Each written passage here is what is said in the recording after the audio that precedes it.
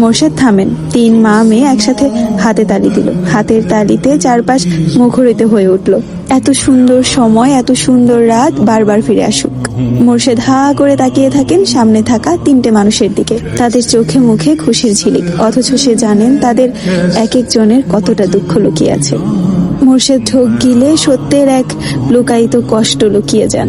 হেমলতা আর তিনি ছাড়া এই কলিজা ছেঁড়া কষ্ট আর কেউ জানে না। মোর্শেদ হেসে বললেন, এই অভাগা মাঝিরে কি আপনারা আপনাদের মাঝে একটু জায়গা দিবেন? মোর্শেদের কণ্ঠে শুদ্ধ ভাষা আর মিষ্টি আবদার শুনে পদ্মজা পুলকিত হয়ে উঠল। ইস, আজ সবকিছু কত সুন্দর। পূর্ণা বলল, দেব, এক শর্তে, নৌকা চালানোর বিনিময় শিকি যদি না নেন। মোর্শেদ মেয়ের রসিকতা দেখে হাহা করে হাসলেন। সেই হাসি বারবার প্রতিধ্বনি হয়ে ফিরে আসে কানে। তিনি বৈঠা রেখে এগিয়ে আসেন আর হেমলতার সামনে বসেন। নৌকা নিজের মতো যেদিকে ইচ্ছে সেদিকে ছুটে চলছে। মোর্শেদ হেমলতার উদ্দেশ্যে বলেন, 2টা সেরি রেখে খালি তুমিই ধইরা রাখবা? সারো এবার, আয় তোরা আমারে ধইরাব। পদ্মজা অবাক হয়ে মায়ের দিকে তাকায়। হেমলতা ইশারায় যেতে বললেন। পদ্মজা মোর্শেদের ডান পাশে বসে আর পূর্ণা বাম পাশে। মোর্শেদ পূর্ণাকে এক হাতে আর পদ্মজাকে আরেক হাতে জড়িয়ে ধরে হু হু করে কেঁদে উঠলেন। অপরাধী স্বরে বলেন, আমি বাপ হইয়া পারি নাই আমার সেরিদের বেইজ্জতি থেকে রক্ষা করতে, আমারে মাফ কইরা দিস তোরা। মোর্শেদ কখনো এত আদর করে পদ্মজাকে জড়িয়ে ধরেনি। এই প্রথম ধরেছেন, আবার কাঁদছেন। পদ্মজার কোমল নরম মন ব্যথিত হয়ে চোখ বেয়ে জল গড়িয়ে আসে। হেমলতা মোর্শেদের পায়ের কাছে এসে বসেন। মোর্শেদের হাঁটুতে মাথা রেখে 2 মেয়ের হাত চেপে ধরে রাখেন। কেটে যায় অনেকক্ষণ। নৌকা হাওরের স্রোতে দোলে দোলে একবার এদিক তো আরেকবার ওদিক যাচ্ছে। বাতাসে 4 জনের চোখের জল শুকিয়ে ত্বকের সাথে মিশে গেছে। নিস্তব্ধতা ভেঙে পদ্মজা বলল, জানো আম্মা, আজ আমি বুঝলাম জীবনে সুখ বা দুঃখ কোনোটাই চিরস্থায়ী না। দুঃখে মর্মাহত না হয়ে সুখের সময়টা তৈরি করে নিতে হয়, তাহলেই জীবনে সুখকর মুহূর্ত আসে। আবার সুখ সর্বক্ষণ সাথেও থাকে না। দুনিয়ার লীলা খেলার শর্তে দুঃখ বারবার ফিরে আসে। হেমলতা পদ্মজার দিকে না তাকিয়ে পদ্মজার ডান হাতে একটা চুমু দেন। চাঁদটা অর্ধেক হয়ে এসেছে, খুব তাড়াতাড়ি আকাশে মিলিয়ে যাবে। হাওরে বিশাল জলরাশি, কখনো ঢেউ উথাল পাথাল, আবার কখনো মৃদু বাতাসে জলের উপর চাঁদের প্রতিচ্ছবির খেলা। নৌকা বাজারের দিকে যাওয়ার পথ ধরেছে। তাই মোর্শেদ নিস্তব্ধ বৈঠক ভেঙে বৈঠা নিয়ে বসেছে। নৌকা নিয়ন্ত্রণে এনে রাধাপুর হাওরের দিকে যেতে থাকেন। ওড়নার ঘুমটার আড়ালে কখন খোপা খুলে গেছে পদ্মজা খেয়াল করেনি। অনেকক্ষণ কেউ কোনো কথা বলল না। হেমলতা চাঁদের দিকে তাকিয়ে আছেন এক মনে। পদ্মজা ডাকলো, আম্মা। হেমলতা অশ্রু ভরা চোখে তাকালেন। পদ্মজা কিছু বলার আগে তিনি বললেন, পূর্ণা, একটা গল্প শুনবি? পূর্ণা গল্প বলতে পাগল, সে গল্প শুনতে খুব ভালোবাসে। খুশিতে বাকবাকুম হয়ে গেল। পূর্ণা বলল, শুনবো। হেমলতা বলল, কষ্টের গল্প কিন্তু। গল্প হলেই হলো। হেমলতা হাসেন। পদ্মজা নড়ে চড়ে বসলো। সে আন্দাজ করতে পারছে তার মা কোন গল্প বলবেন। হেমলতা 2 হাতে জল নিয়ে মুখ ধুয়ে নেন। এরপর একবার মোর্শেদের দিকে তাকিয়ে হাসেন। পিছন ঘুরে বসে প্রশ্ন করেন, মুখ না দেখে গল্প শুনতে ভালো লাগবে? পূর্ণা মুখ গোমরা রেখে না বলতে যাচ্ছিল। পদ্মজা খপ করে পূর্ণার এক হাত ধরে বসিয়ে দিল। পদ্মজা বলল, সমস্যা নেই আম্মা, যেভাবে ইচ্ছে বলো। হেমলতা বড় করে দম নিয়ে বলা শুরু করলেন। আব্বার প্রথম স্ত্রী মারা যায় অল্প বয়সে। আব্বা প্রাইমারি স্কুলের শিক্ষক ছিলেন, একজন বুদ্ধিমান ও উদার মনের মানুষ ছিলেন। আমাকে যৌতুকের জন্য ধাক্কা মেরে বের করে দিল তার প্রথম স্বামী। মুখে তালাক দিল। বাপের সংসারে এসে মানুষের মুখের কথার তোপে পড়তে হয় আম্মাকে। আব্বার উদার মন অবলা অসহায় আম্মাকে বিয়ে করার সিদ্ধান্ত নেন। তিনি আমার নানার কাছে প্রস্তাব রাখেন। নানা স্বাচ্ছন্দ্যে রাজি হয়ে যান। রাজি হবেই না বা কেন? স্বামীর বাড়ি থেকে বের করে দেওয়া বিবাহিত নারীকে কেই বা বিয়ে করতে চাইবে? আম্মা আব্বার বিয়ের বছর 1.5 হতেই হানি আপার আগমন। তার 2 বছরের মাথায় আমার আগমন ঘটে। সেদিন নিশ্চয়ই গাছে গাছে ফুল ফুটেছে, পদ্মজা বলল পুলকিত হয়ে। হেমলতা স্লান হাসেন, বলেন, শুনেছি আমার গায়ের রং কালো দেখে আম্মার নাক কুচকেছেন। আমার বয়স যখন 3 মাস, আম্মার আগের স্বামী আম্মাকে ফিরিয়ে নিতে আসে। আব্বার তখন আর্থিক সমস্যা বেশি ছিল, 2 বেলার বেশি খাওয়ানো সম্ভব ছিল না।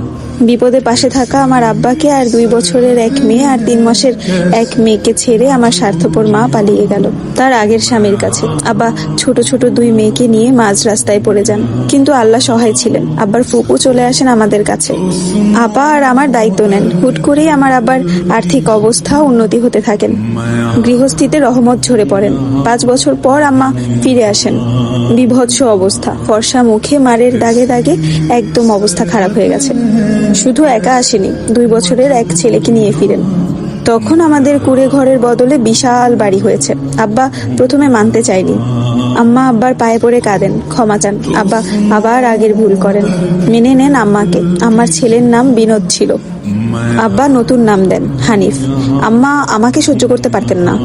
আমি আব্বার চোখের মণি ছিলাম, কিন্তু আব্বার আড়ালে আম্মার হাতে নির্যাতিত হতে থাকি। 6 বছর হতেই স্কুলে ভর্তি করে দেন আব্বা। হানি আপা তখন স্কুলেই পড়েন। আমি থামলে কেন আম্মা, বলল পদ্মজা অধৈর্য হয়ে। হেমলতা ভ্রুকুটি করে বললেন, আর বলতে ইচ্ছে হচ্ছে না আম্মার ব্যাপারে। আম্মা অনুতপ্ত এখন, আফসোস করেন, কাঁদেন, তাই বলতে ভালো লাগছে না। শীতল বাতাসে সবার শরীর কাটা দিচ্ছে। চাঁদটা ছোট হয়ে গেছে অনেক। মোর্শেদ এক ধ্যানে বৈঠা দিয়ে জল ঠেলে দিচ্ছেন দূরে। নৌকা নিয়ে এগিয়ে যাচ্ছেন সামনে। হেমলতা আবার বলতে শুরু করেন, ম্যাট্রিক দেওয়ার পর আম্মা পড়াতে চাচ্ছিল না। আব্বার জন্য ঢাকার কলেজে পড়ার সুযোগ পাই, হোটেলে উঠি। আব্বা নিয়মিত টাকা পাঠাতেন। জানিস পদ্ম, কলেজে আমি সবার ছোট ছিলাম। সবাই হা করে তাকিয়ে থাকতো। শাড়ি পরতাম বলে একটু বড় লাগতো অবশ্য। সব সময় সুতি শাড়ি পরে চুলগুলো বেনি বেঁধে রাখতাম। কারো সাথে তেমন একটা মিশতাম না, ভয় পেতাম খুব, ভীষণ ভীতু ছিলাম। রিমঝিম নামে খ্রিস্টান এক মেয়ের সাথে বন্ধুত্ব হয়। মেয়েটা দেখতে এত সুন্দর ছিল, ঠিক পদ্মজার মতো সুন্দর। চোখের মনি ছিল ঘোলা। তার নাকি শ্যামলা মানুষ ভালো লাগে, তাই নিজে যেতে আমার সাথে বন্ধুত্ব করে। কয়েকদিনের ব্যবধানে আমরা খুব ঘনিষ্ঠ হয়ে পড়ি। ইংলিশের নামে যাকে বলে বেস্ট ফ্রেন্ড। রিমঝিমের সাথে মাঝে মাঝে ওর বড় ভাই আসতো, নাম ছিল যিশু। যিশু একদম রিমঝিমের আরেক রূপ। চোখ ধাঁধানো সৌন্দর্য ছিল 2 ভাই বোনের। যিশু ভাইয়া বলে ডাকতাম তাকে। যিশু ভাইয়া মজা করে বলতেন, ধর্ম এক হলে বিয়ে করতাম হেমলতাকে। হ্যালো, আসসালামু আলাইকুম এভরিওয়ান, আমি জান্নাত রহমান। আপনারা আমার কণ্ঠে শুনছেন আমি পদ্মজা গল্পের 28তম পর্ব, যেটা লেখিকা হচ্ছে ইলমা বেহরোজ। আমার কণ্ঠে যদি গল্পটা শুনতে ভালো লাগে অবশ্যই শেয়ার করে দিবেন এবং ফলো দিয়ে পাশে থাকবেন, যাতে করে নেক্সট পর্বগুলো আপনারা খুব তাড়াতাড়ি পেয়ে যান। তো সবাই ভালো থাকবেন, সুস্থ থাকবেন, আল্লাহ হাফেজ। পূর্ণা, পদ্মজা খারাপ লাগছে শুনতে? না আম্মা, এক স্বরে বলল দুজন। পদ্মজা বলল, পরে কি হয়েছে আম্মা? তখন আনন্দপুর থেকে 2 সপ্তাহ লাগতো রাজধানীতে চিঠি পৌঁছাতে। কলেজ ছুটির পথে হানি আপার চিঠি পাই। পাশে রিমঝিম ছিল। যিশু ভাইয়া সবেমাত্র এসেছেন রিমঝিমকে নিয়ে যেতে। চিঠি পড়ে জানতে পারি আব্বা হাওড়ে গিয়েছিলেন মাছ ধরতে। আব্বার পাশের নৌকায় সুজন নামের এক ছেলে ছিল। আব্বা নৌকার চেয়ে কয়েক হাত দূরে। তখন ভারী বর্ষণ হচ্ছিল, বজ্রপাত হচ্ছিল একটার পর একটা বজ্রপাত সুজনের ওপরে পড়ে। সঙ্গে সঙ্গে সুজন ঝলসে যায়। আব্বা ছিটকে পড়েন জলে। দূর থেকে একদল জেলে ঘটনাটি দেখতে পায়। তারা আব্বাকে তুলে নিয়ে যায় বাড়িতে। এরপর থেকে আব্বা কানে শুনতে পান না, ঠিকমতো হাঁটতে পারেন না, মস্তিষ্ক অচল হয়ে পড়ে। এই খবর শোনার পর হাউমাউ করে কান্না শুরু করি। যিশু ভাই সবসময় আমার কান্না দেখে বলেন বিকেলের ট্রেনে অলন্দপুর নিয়ে যাবেন। আমি তখনও কাঁদছিলাম। একবার শুধু অলন্দপুর যেতে চাই, আব্বাকে দেখতে চাই। যদিও জানতাম অনেক দিন হয়ে গেছে এই দুর্ঘটনার। আটপাড়া পৌঁছাতে পৌঁছাতে অনেক রাত হয়ে যায়। বাড়ি এসে দেখি সদর ঘরের দরজায় তালা মারা। কেউ নেই বাড়িতে, মুরগি আর গরু ছাগল ছাড়া। বারান্দার ঘরে দরজা ছিল না, ঘরও বলা যায় না, শুধু একটা চৌকি ছিল। বড্ড ক্লান্ত ছিলাম, চৌকিতে শুয়েই ঘুমিয়ে পড়ি। ঘুম ভাঙে আম্মার চেঁচামেচিতে। যিশু ভাই নিজের অজান্তে আমার পাশে কখন ঘুমিয়ে পড়েন বুঝিনি। তিনি আমার মতোই ক্লান্ত ছিলেন। আমার জন্মদাত্রী মা গ্রামবাসী ডেকে চেঁচাতে থাকেন। হাতে নাতে ধরার মতো অবস্থা ছিল। অবস্থা বেগতি দেখে ভরকে যাই, কিছু বলতে পারি না।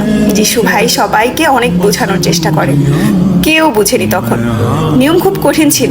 যিশু ভাই খ্রিস্টান শুনে সবাই আরো খেপে যায়। আব্বার সামনে আমাদের দুজনের মাথা ন্যাড়া করে দিল গ্রামবাসী। কোমর সমান চুল ছিল আমার। মাথা ন্যাড়া করতে গিয়ে মাথার চামড়া ছিঁড়ে ফেলে, রক্ত আসে গল গল করে। আম্মার তখন হুঁশ আসে, আমাকে বাঁচাতে আসে। পারেনি, গায়ের রং কালো, তার উপর রক্তাক্ত ন্যাড়া মাথা। কি যে বিশ্রী রূপ হয়েছিল। আমি আমার একমাত্র ভরসা আব্বাকে চিৎকার করে ডেকে কেঁদেছি। আব্বা শুনেনি, আম্মার দিকে হা করে শুধু তাকিয়েছিল। যিশু ভাইয়াকে অনেক মারধর করে। সেদিন রাতেই আহত যিশু ভাইয়াকে ছুঁড়ে ফেলে আসে নদীর পাড়ে। গরুর ঘরে গোবরের উপর বেঁধে রাখে আমাকে। দূর দূরান্তর থেকে মানুষ দেখতে আসে। আমি তো তখন নিঃশ্বাসে নিঃশ্বাসে নিজের মৃত্যু কামনা করছি। একবার বাঁধন ছাড়া হলে আত্মহত্যা করব ভাবি। হাত পা ছিল, দাঁত দিয়ে নিজের হাঁটুতে বোকার মতো কামড় দিতে থাকি একটার পর একটা, যাতে মরে যাই। যেই দেখতে আসতো সেই বিশ্রী গালি দিয়ে যেত, কেউ কেউ লাথি দিয়ে যেত। রাধাপুরের হারুন রশিদ আছে না, ওনার আব্বা তো অলন্দপুরের মাতব্বর ছিলেন। ওনার গোয়ালঘরেই বন্দি ছিলাম। 2 দিন পর আমাকে ছাড়া পেয়ে ইচ্ছে হচ্ছিল গলায় কলসি বেঁধে ছুটে গিয়ে নদীতে ঝাঁপ দিই, কিন্তু পারিনি। শরীরে একটুও শক্তি ছিল না। দৌড়ে পালাতে গিয়ে হুমড়ি খেয়ে পড়ি।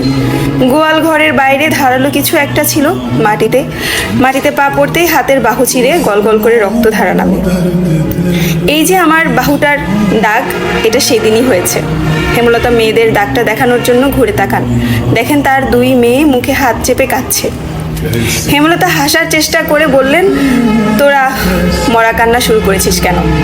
হেমলতার কথা শেষ হতেই ঘূর্ণিঝড়ের মতো 2 মেয়ে ছুটে আসে তার দিকে। নৌকা দুলে উঠে। হেমলতা চমকে গিয়ে দ্রুত নৌকা ধরেন, চিৎকার করে উঠেন, আরে! কথা শেষ করতে পারিনি, তার পূর্বেই বুকে ঝাঁপিয়ে পড়ে 2 মেয়ে। জড়িয়ে ধরে আম্মা আম্মা বলে কাঁদতে থাকে। 2 মেয়ে এত শক্ত করে জড়িয়ে ধরেছে যে হেমলতার মনে হচ্ছে এক্ষুনি দম বেরিয়ে যাবে। থামার কোনো লক্ষণ নেই। হেমলতা দুজনের পিঠে হাত বুলিয়ে সান্ত্বনা দেন। কিছুতেই কিছু হয় না, তারা কেঁদেই চলেছে। হেমলতা মোর্শেদের উদ্দেশ্যে বলেন, নৌকা ঘুরাও, এদের আর কিছু বলবো না, আর ঘুরবো না। পদ্মজা ঠোঁট কামড়ে কান্না আটকে বলল, আর কাঁদবো না পূর্ণা, কাঁদিস না, কিন্তু তোমাকে জড়িয়ে রাখবো। হেমলতা পদ্মজার মাথায় চুমু দিয়ে বললেন, আমাদের এক ঘরে করে দেওয়া হলো। বাজারের ভেষজ উপায়ে আব্বার চিকিৎসা চলছিল, সেটাও বন্ধ হয়ে গেল। কেউ আমার পরিবারের মুখও দেখতে চায় না, দেখলেই এটা ওটা ছুড়ে দিত। বলা হয়নি সেদিন রাতে আব্বা আম্মা হানিফ মামার বাড়ি ছিল। আমার বাড়ির পাশের বাড়িতে ডাক্তার ছিল একজন, আব্বাকে দেখতে গিয়েছিল। হানি আপার বিয়ে দেওয়ার জন্য আম্মা উঠে পড়ে লাগে। তখন হিমেল আমার পেটে, 7 মাস চলে। আমার উপর আম্মার প্রতিদিন চলতেই থাকে অনাচার অত্যাচার। আমার জন্য পরিবার এত ক্ষতি হলো, হানিফ স্কুলে যেতে পারে না, সবাই দূর দূর করে। হানি আপার বিয়ে হয় না, আব্বার চিকিৎসা হয় না, বিপদে আপদে কেউ পাশে আসে না। ওদিকে হিমেল আসার সময় ঘনিয়ে আসছে, কোনো দাত্রী আসেনি। আম্মা একা যুদ্ধ করে হিমেলকে জন্ম দিল। সব মিলিয়ে জীবনটা নরক হয়ে ওঠে আমার। বছর কয়েকের মধ্যে আব্বা কিছুটা সুস্থ হয়ে আল্লাহর রহমতে হাঁটা চলা শুরু করতে পারেন। আগের মতো সবকিছু না বুঝলেও মোটামুটি বুঝতেন। হানি আপার বিয়ে ঠিক হলো। বনিদি ঘর থেকে আসা প্রস্তাব, শর্ত 5 বিঘা জমি দিতে হবে। আমাদের জমি ছিল 5.5 বিঘা। আম্মা 5 বিঘা জমি দিয়েই হানি আপার বিয়ে দিলেন। সবকিছু স্বাভাবিক হয়, যদিও মাঝে মাঝে অনেকের কথা শুনিয়েছে। এক সময় আমার বিয়ের প্রস্তাব আসে তোদের আব্বার সাথে, আমার বিয়ে হয়। বিয়ের কয়েক মাসের মধ্যে জানতে পারি তোদের আব্বার দ্বিতীয় বউ আমি। শেষ কথাটা হেমলতা মোর্শেদের দিকে তাকিয়ে বলেন। মোর্শেদ চোখের দৃষ্টি সরিয়ে নিতে নত হন। পূর্ণা খুব অবাক হয়ে মোর্শেদের দিকে তাকান। হেমলতা পূর্ণাকে নিজের দিকে ফিরিয়ে বলেন, আব্বাকে ভুল বুঝিস না মা, ভালোবাসার উপর কিছু নেই। ভালোবেসে লুকিয়ে বিয়ে করেছিল, কিন্তু আমাকে জানতে দেয়নি। একসময় বিরক্ত হয়ে অনেক মারধর করে, ভীষণ বদমেজাজি আর জেদি ছিল তোদের আব্বা। জোর করে তোদের দাতা বিয়ে করিয়েছেন, তাই রাগ মেটাতে আমার উপর। আচ্ছা বাদ দে সেসব কথা। 1971 সালে মুক্তিযুদ্ধ শুরু হয়। যান বাঁচানোর তাগিদে মানুষ পালাতে থাকে। অলন্দপুরের পাকিস্তানি ক্যাম্প তৈরি হয়। শহর থেকে একটা দল আসে যারা যুদ্ধ করতে চায়, তাদের যুদ্ধের জন্য প্রস্তুত করতে। তোদের আব্বা তার প্রথম স্ত্রীর কাছে বেশি থাকতো, আর 2 চাচা যুদ্ধে চলে যায়। আমি একা ছিলাম খালি বাড়িতে, চারদিকে অত্যাচার জুলুম। ইচ্ছে করে দেশের জন্য কিছু করতে মনে সাহস নিয়ে স্কুলের প্রধান শিক্ষকের সাথে যোগাযোগ করি। তিনি কমান্ডার আবুল কালামের সাথে যোগাযোগ করিয়ে দেন।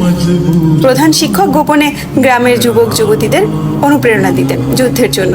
এই খবর এক সময় পাকিস্তানিরা পেয়ে গেল। তিনি শহীদ হলেন। ট্রেনিংয়ে জয়েন করি, হয়ে উঠে একজন মুক্তিযোদ্ধা। প্রথম অপারেশনে আমরা সফল হই, অলন্দপুরের ক্যাম্প উড়িয়ে দিই। এরপর চলে যাই আরেক এলাকায়, রাতে রাইফেল নিয়ে পরবর্তী অপারেশনে নামি। তখন ধরা পড়ে যায় পাকিস্তানিদের হাতে, বন্দি করে কারাগারে সচক্ষে দেখি ধর্ষণ, শারীরিক অত্যাচার। কি বর্বরতা! তাদের রড দিয়ে পিটিয়েছে, পিঠের দাগগুলো এখনো আছে, আরো কয়েকদিন থাকলে হয়তো আমিও ধর্ষণ হতাম। তার আগেই আবুল কালামের বুদ্ধির কাছে হেরে গেল তারা। ফেরার আগে চোখ বন্ধ করে এক নিঃশ্বাসে দুজনকে ছুরি দিয়ে মৃত্যুর দুয়ারে পাঠিয়ে আসি। হ্যালো, আসসালামু আলাইকুম এভরিওয়ান, আমি জান্নাত রহমান। আপনারা শুনছেন আমার কণ্ঠে আমি পদ্মজা গল্পের 19তম পর্ব। আমার কণ্ঠে যদি গল্পটা ভালো লাগে অবশ্যই শেয়ার করে দিবেন এবং ফলো দিয়ে পাশে থাকবেন। আর এই গল্পের লেখিকা হচ্ছে ইলমা বেহরোজ। যার যার ক্রেডিট তাকে তাকে দেওয়া উচিত। আরেকটা কথা, আমার স্টোরিগুলো আপনারা সবাই চুরি করে করে দিতেছেন, আমি দেখতেছি। এটাতে কিন্তু আপনাদের কোনো লাভ হচ্ছে না, শুধু শুধু আর কি মানে আমার ফলোয়ার্সদেরকে বিব্রত বোধ করাচ্ছেন। সো এটা থেকে যদি আপনারা একটু বিরত থাকেন আমি খুশি হব। সবাই ভালো থাকবেন, সুস্থ থাকবেন, আর নেক্সট পর্ব খুব তাড়াতাড়ি পেয়ে যাবেন। কিন্তু তলে তলে তো নিজেরা জানে নিজের ছেলে মেয়ে কেমন, তাই তাড়াতাড়ি করে বিয়ে দিয়ে দিচ্ছে। কেউ একজন খুব বিশ্রীভাবে পদ্মজাকে উদ্দেশ্য করে বললেন, কে জানে, মনে কয় তো সেরি প্যাট বাজাইছে, রাইতে বাপ মারে কইয়া পায়ে দুইরা বিয়া ঠিক করছে। পদ্মজার মন তিক্ত হয়ে উঠে, হাঁটতে ভীষণ কষ্ট হচ্ছে। এত নোংরা মন্তব্য সহ্য করা। सुन सको तो सुनो दर्द दिल की जुबान, मैं यहाँ हूँ, यहाँ हूँ, यहाँ हूँ, यहाँ। कैसी सरहदें, कैसी मजबूरियाँ, मैं यहाँ हूँ, यहाँ हूँ, यहाँ। দেশ স্বাধীন হয়, চারদিকে স্বাধীনতার উল্লাস। হাসপাতালে তখন ভর্তি আমি, আরো অনেক ছিল। সেই হাসপাতালে ভর্তি ছিল যিশু, সেও একজন মুক্তিযোদ্ধা। রিমঝিমের সাথে ফের দেখা হলো। 1 মাস লাগলো সুস্থ হতে। ফেরার সময় সাথে আসে রিমঝিম আর যিশু ভাইয়া। পথে বারবার করে বলি, তোমাদের মতো দেখতে যেন আমার একটা মেয়ে হয়। অলন্দপুরে বাজারে নামিয়ে দিয়ে ওরা আর আসেনি, ফের যদি গ্রামের লোক দেখে ফেলে। কিন্তু আশঙ্কাই ঠিক হলো, অনেকে যিশু ভাইয়ার সাথে আমাকে দেখে ফেলল।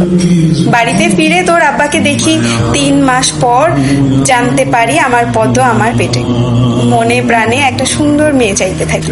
আল্লাহর কাছে ঘুমালে স্বপ্ন দেখি রিমঝিমকে। আমার মন খুব চাইতো রিমঝিমের মতো সুন্দর মেয়ে। ঠিক তাই হলো, কিন্তু বদনাম রটে গেল। অনেকে বলে তারা যিশুর সাথে আমাকে দেখেছে। এতদিন যিশুর কাছে ছিলাম, তারই সন্তান পদ্মজা। এর জন্য এত সুন্দর আর এত মিল। তোদের আব্বাও বিশ্বাস করলো। আল্লাহ চাইলে সব পারে, কেউ বিশ্বাস করলো না। কিন্তু জানিস পদ্ম, তুই জন্মের পর থেকে আমি অলৌকিকভাবে খুব শক্তি আর কঠিন হয়ে পড়ি। কেউ কিছু বললে সঙ্গে সঙ্গে জবাব দিই। তোর সম্পর্কে কেউ কিছু বলতে আসলে দা নিয়ে তেড়ে যাই। এই খবর ছড়িয়ে পড়ে সব জায়গায়। তার মধ্যে কমান্ডার আবুল কালাম আসেন অলন্দপুরে। গ্রামের অনেকে যুদ্ধে গিয়েছিল, আমি ছাড়া আর একজন ফিরেছিল, বদর উদ্দিন নাম। বদর উদ্দিন এবং আবুল কালামের কাছ থেকে গ্রামবাসী জানতে পারে আমিও যুদ্ধ করেছি। হেমলতা একজন মুক্তিযোদ্ধা। এই খবর শোনার পর থেকে সবাই মোটামুটি সমীহ করে চলতে থাকে, একটা শক্ত জায়গা দখল করে বাঁচতে থাকে। প্রতিটি ঘটনা আমাকে ভেতরে ভেতরে শক্ত করেছে। তুই জন্মের পর বুঝেছি আমি অনেক কিছু পারি, একা চলতে পারি। কথা শেষ করে হেমলতা হাঁফ ছাড়ে। চাঁদ ডুবে গেছে অনেকক্ষণ আগে। কিছুক্ষণের মধ্যে ফজরের আজান পড়বে। পদ্মজা পূর্ণা স্তব্ধ। এই দুনিয়ায় বাঁচার 2টি পথ, চুপ থাকো নয়তো প্রতিবাদ করো। কিন্তু আমার নিয়ম বলে সামনে চুপ থেকে আড়ালে আবর্জনাটাকে ছুঁড়ে ফেলে দাও, যাতে এই আবর্জনার প্রভাবে আর কিছু না পচে। কি জানি কেন হেমলতার শেষ কথাগুলো পদ্মজার রগে রগে শিহরণ জাগায়। সে দূরে চোখ রেখে কিছু ভাবতে থাকে। মানুষের জীবনে কত গল্প, কত যন্ত্রণা। হেমলতা নৌকা ঘুরাতে বলে, মোর্শেদ নৌকা ঘুরায়। বাড়ি ফিরতে হবে। আজ পদ্মজার গায়ে হলুদ। নৌকা চলছে ঢেউর তালে তালে। আগের উত্তেজনাটা আর কাজ করছে না। হেমলতা ইঞ্জিল ট্রলারের শব্দ পাওয়া যায় 4 জন চুকিতে, সেদিকে তাকায়। ট্রলারে একজন লোক আরেকজন ট্রলারের ভেতর থেকে সাদা কাপড়ে মোড়ানো কিছু একটা নিয়ে বেরিয়ে আসে। আবছা আলোয় সাদা কাপড়ে মোড়ানো বস্তুটি দেখে পূর্ণার পিলে চমকে উঠল। মানুষ মরার পর সাদা কাপড়ে যেভাবে মোড়ানো হয় ঠিক তেমন। পদ্মজা পরই লোক দুটি মোড়ানো বস্তাটি ছুঁড়ে ফেলে পানিতে। মোর্শেদ চেঁচিয়ে উঠে, কে রে, কে? লোক দুটি তাকায় বোধ হয়। এরপর দ্রুত ট্রলারের ভেতরে চলে যায়। মোর্শেদ বৈঠা দ্রুত চালিয়ে ধরতে পারল না। ট্রলারটি চোখের সামনে অদৃশ্য হয়ে গেল। যেখানে সাদা কাপড় মোড়ানো বস্তুটি ফেলা হয়েছে সেখানে মোর্শেদের নৌকাটি পৌঁছাতেই হুট করে পদ্মজা ঝাঁপিয়ে পড়ে পানিতে। হেমলতা আকস্মিক ঘটনায় চমকে যান, আতঙ্ক নিয়ে তাকান। পদ্মজা দেখানি। তিনি নৌকা থেকে ঝাঁপ দিতে যাবেন, তখনই পদ্মজা ভেসে উঠে হাতে সাদা কাপড়ে মোড়ানো বস্তুটি। পদ্মজা মুখ তুলে হেমলতাকে বলল, আম্মা আমি ঠিক ভেবেছি এটা লাশ। পূর্ণা শুনতেই কাঁপতে থাকে, অথচ পদ্মজা স্থির ঠান্ডা। এই শেষ রাত্রির নদীর জলে ভেসে আছে দুহাতে মৃত মানুষ জড়িয়ে। লাশটি নৌকায় তুলতে পূর্ণা ভয়ে কুঁকড়ে গেল। মোর্শেদের পাশ ঘেঁষে বসলো। তার মনে হচ্ছে চারদিক থেকে প্রেতাত্মারা তাকিয়ে আছে, যে কোনো মুহূর্তে ঝাঁপিয়ে পড়বে, ঘাড় মটকে দেবে। ঘাড় মটকানোর কথা ভাবতেই পূর্ণার ঘাড় শিরশির করে উঠল।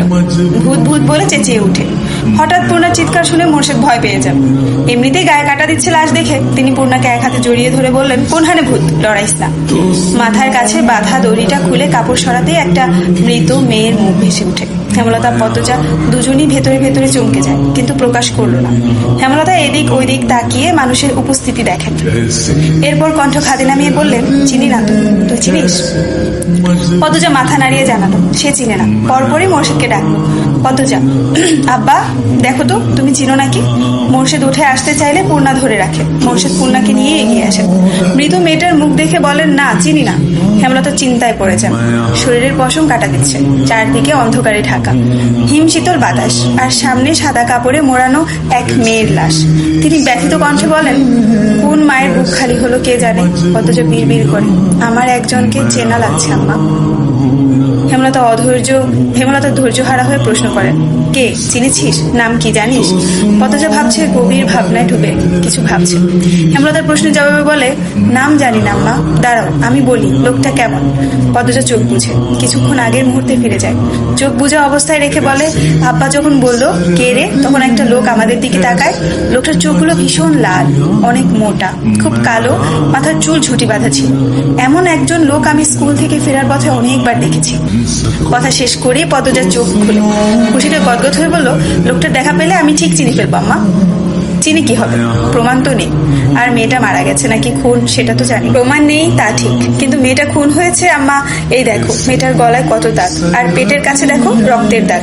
নদীর পানি পুরোটা রক্ত মুছে দিতে পারেনি। হেমলতা অবাক হয়ে পদ্মজার কথা মতো খেয়াল করে দেখেন, সত্যিই তো। তিনি বিস্ময় নিয়ে বলেন, একটার পর একটা খুন, হানিফের পর প্রান্তর বাপ, এরপর এই মেয়ে। আমি বুঝে উঠতে পারছি না কে বা কারা করছে।